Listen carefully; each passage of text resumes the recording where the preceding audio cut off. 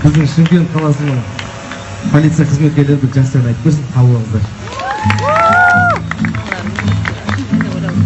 Сағыныш жазы сен едің, ғашықтың бірі мен едім. Армандай асыл ақ гүлім, өзіңді аңсап келемін. Арманым неткен көп еді, асылдай асыл береді. Жанымда ұйықтап жатсам да, түсімде сені көремін.